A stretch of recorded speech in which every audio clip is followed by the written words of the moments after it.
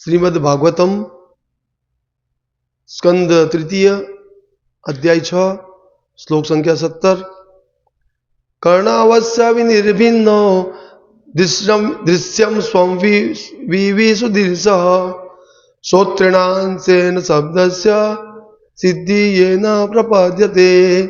कर्णो બે કાન, અસ્ય એ વિરાટ રૂપના, વિનિર્ભિન્નો આ રીતે ભિન્ન થતા, કૃષ્ણયમ લોકપાલ દેવતા, સ્વમ પોતે, વિવિસુ પ્રવેશ્ય, દિશાઓના, શ્રોત્રણ અંશેના શ્રવણના અંશ સાથે, શબ્દસ્ય શબ્દના, સિદ્ધિમ પૂર્ણતા, યેન જેનાથી, પ્રપદ્યતે અનુભવાય છે। અનુવાદ અને ભાવાર્થ શ્રીલ પ્રભુપાદ દ્વારા શ્રીલ પ્રભુપાદ કી જય।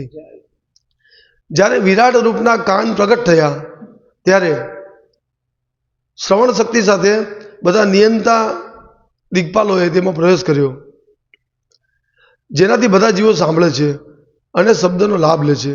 ભાવાર્થ: જીવાત્માના શરીરમાં કર્ણ સૌથી મહત્વનું સાધન છે। દૂરની અને અજાણી વસ્તુઓના સંદેશ વહન માટે ધ્વનિ સૌથી મહત્વનું માધ્યમ છે। બધા ધ્વનિઓની પૂર્ણતારૂપ જ્ઞાન કર્ણ દ્વારા પ્રવેશ કરે છે અને વ્યક્તિના જીવનને પૂર્ણ કરે છે। વૈદિક પદ્ધતિનું સમગ્ર જ્ઞાન કંઠોપકંઠ શ્રુતિ દ્વારા ગ્રહણ કરાય છે અને આ રીતે ધ્વનિ જ્ઞાન પ્રાપ્તિનો સૌથી મહત્વનો સ્ત્રોત છે। ઓમ અજ્ઞાન તિમિરંધસ્ય જ્ઞાનાંજન શલાકયા। હે અચ્છા 13 નંબર થી ખાલી શ્લોક જ। હા, આ શ્લોક વાંચો, શબ્દનો અનુવાદ કમ્પ્લીટ જ બધું 13 થી બધું જ 13 થી 16 સુધી। ધીર ભિન્ન તાલુ વરુણો લોકપાલો વિસદ્વરે જીયા અંશેન ચ રસમ યયાસો પ્રતિપદ્યતે। નિભિન્ન અલગ થયેલ, તાલુ તાળુ, વરુણ વરુણ દેવતા, લોકપાલ લોકપાલ, અવિસત પ્રવેશ્યા, હરે હરિના, જીવયા અંશેના જીવાના અંશથી, ચ અને રસમ રસ, યયા જેનાથી, અસો તે જીવ, પ્રતિપદ્યતે વ્યક્ત કરે છે। અનુવાદ: જ્યારે વિરાટ રૂપનું તાળું ભિન્નપણે વ્યક્ત થયું ત્યારે ગ્રહમાલાના લોકપાલ વરુણદેવ તેમાં પ્રવેશ્યા અને આ રીતે બધા જીવોને જીવવા દ્વારા સ્વાદ માણવાની અનુકૂળતા ઊભી થઈ। શ્લોક સંખ્યા 14। નિભિન્ને અશ્વિનો નાશે વિષ્ણોરાવિશતામ પદમ ધ્રાણેનંશેન ગંધસ્ય પ્રતિપતિયર્તો ભવેત। નિભિન્ને આ રીતે અલગ થતા, અશ્વિનો કુમારોનું જોડું, નાશે બે નસકોરા ના, વિષ્ણુ ભગવાનના, આવિશતામ પ્રવેશીને, પદમ પદ, ધ્રાણેન અંશેન થોડું સૂંઘવાથી, ગંધસ્ય ગંધનો, પ્રતિપતિ અનુભવ, યત જેમાંથી, ભવેત થાય છે। અનુવાદ: જ્યારે ભગવાનના બે નસકોરા સ્વયં ભિન્ન રૂપે પ્રગટ થયા ત્યારે અશ્વની કુમારોનું યુગ્મ તેમાં પોતાના સ્થાને પ્રવેશ્યું અને આ કારણે જીવો બધી વસ્તુઓની ગંધનો અનુભવ કરી શકે છે। 15। નિર્ભિન્ને અક્ષિણી ત્વષ્ટા લોકપાલો વિષાદ્વિભો ચક્ષુ શાંસેન રૂપાણામ પ્રતિપતિ પર્યતો ભવત। નિર્ભિન્ને આ રીતે ભિન્ન થઈ, અક્ષણી નેત્રો, ત્વષ્ટા સૂર્યનારાયણ, લોકપાલ તેજના લોકપાલ, અવિસત પ્રવેશ્યા, વિભો વિભુના, ચક્ષુષા અંશેન ચક્ષુના અંશથી, રૂપાણામ રૂપોનો, પ્રતિપતિ અનુભવ, યત જેનાથી, ભવેત થાય છે। અનુવાદ: ત્યાર પછી ભગવાનના વિરાટ રૂપના બે નેત્રોનું ભિન્ન પ્રગટીકરણ થયું પ્રકાશના અધિષ્ઠાતા સૂર્યનારાયણ દ્રષ્ટિના આંશિક પ્રતિનિધિત્વ સાથે તેમાં પ્રવેશ્યા અને આ રીતે જીવોને રૂપ દર્શન થાય છે. શ્લોક સંખ્યા 16. નિભિન્નાન્યસ્ય ચર્માણી લોકપાનો નીલો વિશતમ પ્રાણેનંશેન સંસ્પર્શ યેનાસો પ્રતિપદ્યતે. નિભિન્નાની ભિન્ન થતા અસ્ય આ વિરાટ રૂપનું ચર્માણી ત્વચા લોકપાલ અનિલ વાયુ અવિશત પ્રવેશ્યા પ્રાણેન અંશેન શ્વાસના અંશથી સંસ્પર્શમ સ્પર્શ યેન જેનાથી અસો તે જીવ પ્રતિપદ્યતે અનુભવી શકે છે. વિરાટ રૂપમાંથી જ્યારે ત્વચા ભિન્ન પ્રકટ થઈ ત્યારે વાયુના અધિષ્ઠાતા દેવતા અનિલ આંશિક સ્પર્શ સાથે તેમાં પ્રવેશ્યા અને આ રીતે જીવો સ્પર્શ જ્ઞાન અનુભવી શકે છે.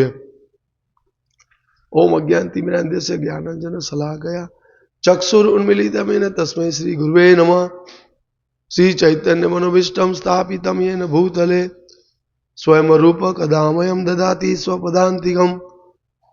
વંદેહમ શ્રી ગુરુ શ્રીયુતપદકમલમ શ્રી ગુરુ વૈષ્ણવાશ્ચ શ્રી રૂપમ સાગર જાતમ સગણ રઘુનાથાન્વિતમ તમ સજીવમ સાદ્વૈતમ સાવધૂતમ પરિજન સહિતમ કૃષ્ણ ચૈતન્ય દેવમ શ્રી રાધા કૃષ્ણ પાદાન સગણ લલિતા શ્રી વિશાખાન્વિતાશ્ચ.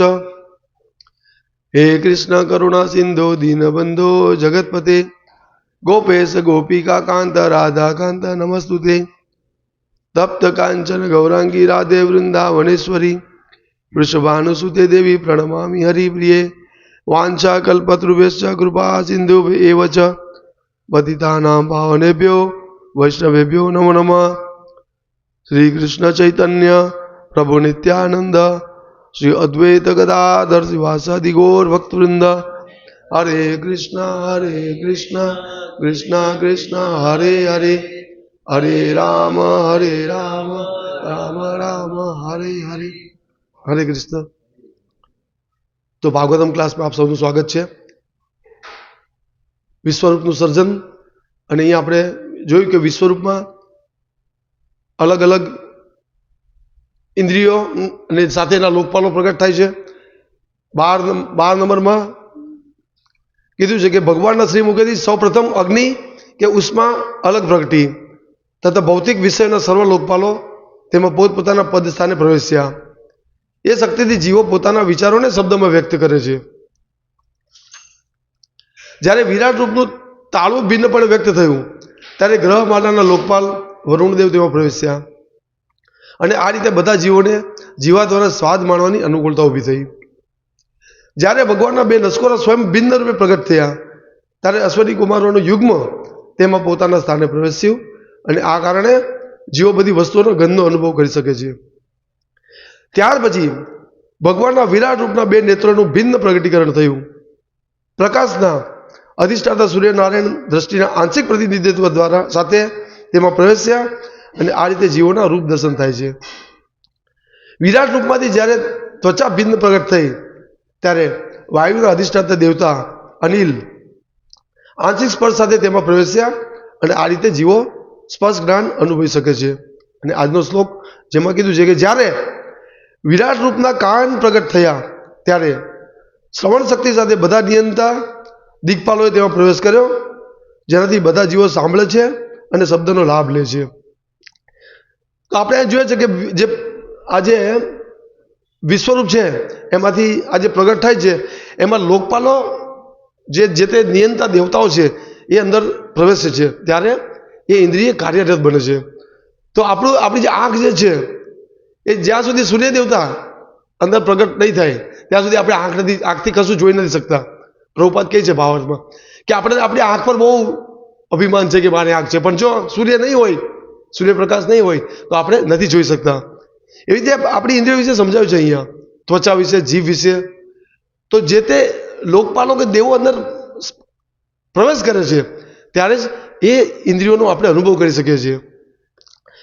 અને અહીંયા આપણો આ જે શ્લોક છે 17મો એમાં કીધું છે કે જ્યારે વિરાટ રૂપના કાન પ્રગટ થાય છે પ્રગટ થયા ત્યારે શ્રવણ શક્તિ સાથે બધા નિયંતા દીપાલો તેમાં પ્રવેશ કર્યો, જેનાથી બધા જીવો સાંભળે છે અને શબ્દનો લાભ લે છે.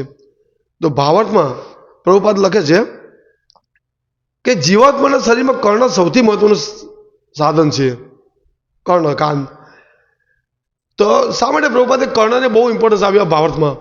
કે કર્ણ જે સાંભળવાથી જ આપણે ભગવાનને સમજી શકીએ છીએ. આ જે યુગ જે છે એમાં આપણે શ્રવણ બહુ એટલે બહુ ઇમ્પોર્ટન્ટ છે.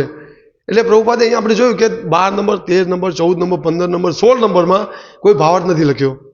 કારણ અહીંયા કર્ણમાં પ્રભુપાદે ભાવાર્થમાં લખ્યું કે કર્ણ બહુ ઇમ્પોર્ટન્ટ ઇન્દ્રિય છે.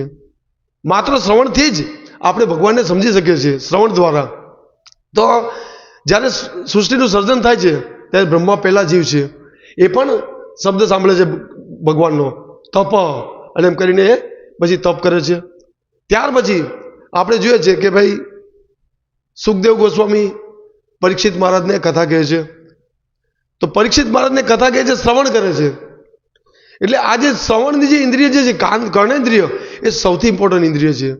સુખદેવ ગોસ્વામી પરીક્ષિત મહારાજને ભગવાનની કથા કહે છે અને એ કથા સાંભળતા સાંભળતા સુખદેવ ગોસ્વામી અને પરીક્ષિત મહારાજ પણ આ જન્મ મૃત્યુને પાર કરી શકે છે. સુખદેવ ગોસ્વામી પરીક્ષિત મહારાજને કહે છે, પછી એ જ શ્રીમદ ભાગવતમમાં આપણે જોઈએ છે કે સૂત ગોસ્વામી નૈમિષારણ્યમાં ઋષિઓને કહે છે. બધા હજારોની સંખ્યામાં ઋષિઓ સાંભળે છે, શ્રવણ કરે છે. તો ભગવાનની કથા એ શ્રવણ કરવું બહુ ઇમ્પોર્ટન્ટ મુખ્ય ભાગ છે. આ વૈશંપાયન ઋષિ જન્મેજય રાજાને સ્ટોરી કહે છે કે એના દાદા વિશે, 5 પાંડવ વિશે. કેમ 5 પાંડવ વિશે સ્ટોરી કહે છે? કેમ કે 5 પાંડવની કથા કરતા ભગવાન કૃષ્ણનો અંદર પ્રવેશ થશે.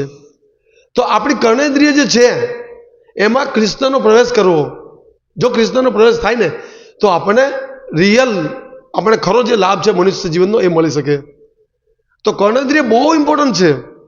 ભલે તમે આંખે નહીં દેખાતું હોય, તમે ભલે પગે નહીં ચાલી શકતા હો, તમે હાથથી ભલે કંઈ નહીં કરી શકતા હો, પણ તમે કાનથી સાંભળી શકતા હશો ને કર્ણેન્દ્રિય દ્વારા, તો તમને એ કાન દ્વારા ભગવાનનો સંદેશ સીધો હૃદયમાં ઉતરશે.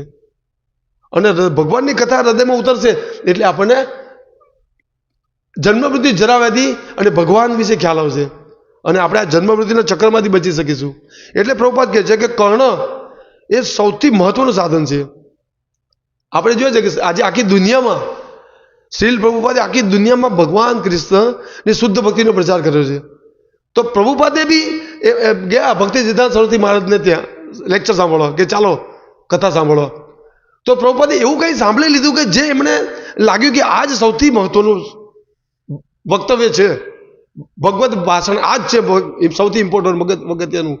તો પ્રભુપાદે પણ હૃદયમાં ઉતારી લીધું. એ જ્યારે ભક્તિ સિદ્ધાંત સરસ્વતી મહારાજ પાસે એમણે સાંભળ્યું ભગવત ભક્તિ વિશે, તો એને થયું કે ખરેખર આ તો બહુ આવું તમે ક્યારેય નથી સાંભળ્યું. આ જ સૌથી અગત્યનું વાક્ય છે, આ જ સૌથી અગત્યનું વસ્તુ છે. ત્યારે પ્રભુપાદ પછી એમાં એ પ્રચારને પ્રભુપાદ જીવનનો ધ્યેય બનાવી દે છે, કર્ણ દ્વારા સાંભળ્યું. તો એ જ વસ્તુ પ્રભુપાદે આખી દુનિયામાં પછી મૂકી અને આખી દુનિયામાં શ્રીલ પ્રભુપાદે લોકોને ભગવાનના ભક્ત બનાવ્યા. તો કેવી રીતે? કે કાન દ્વારા. તો આ જે આપણી કર્ણેન્દ્રિય છે એ સૌથી ઇમ્પોર્ટન્ટ ઇન્દ્રિય છે. આપણને સંદેશ મળે છે ભગવાનના, આપણે જાણી શકીએ છીએ ભક્ત દ્વારા. ભક્ત આપણને ઉપદેશ આપે છે, સમજાવે છે કે ભગવાન કોણ છે, આપણો ભગવાન સાથે શું સંબંધ છે, ભગવાનની આજ્ઞા શું છે, ભગવાન આપણને શું કરવાનું કહે છે, શું નથી કરવાનું. એક ભક્ત આપણને કહે છે, એક શુદ્ધ ભક્ત આપણને કહે છે.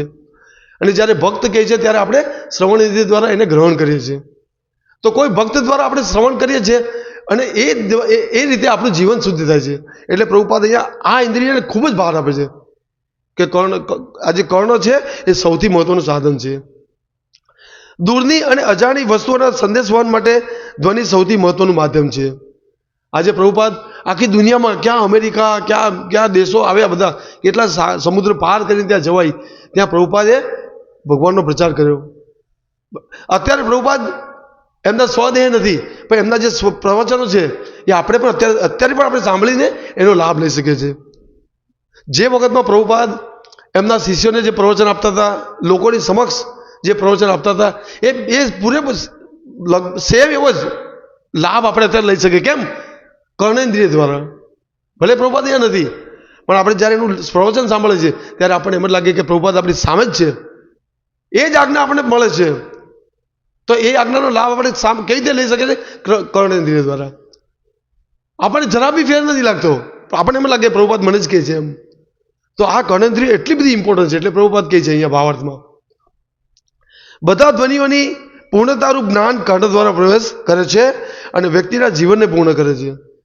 એટલે આપણું જીવન ત્યારે પૂર્ણ થશે કે જ્યારે આપણે આ કર્ણ દ્વારા વેદ જ્ઞાન, ભગવાનનું જ્ઞાન, ભગવત ભક્તોનું જ્ઞાન, ભગવાનની કથા લીલા શ્રવણ કરીશું. તો અહીંયા શું કીધું છે કે વ્યક્તિના જીવનને પૂર્ણ કરે છે. તો આપણું જીવન ક્યારે પૂર્ણ થશે?